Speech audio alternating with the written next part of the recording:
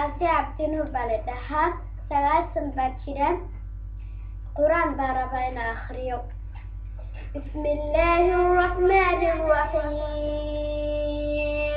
قد أفلح المؤمنون الذين هم في صلاتهم خاشعون والذين هم عن اللغو معرضون والذين هم للزكاة فاعلون والذين هم لفروجهم حافظون إلا على أزواجهم أو ما ملكت أيمانهم فإنهم غير ملومين.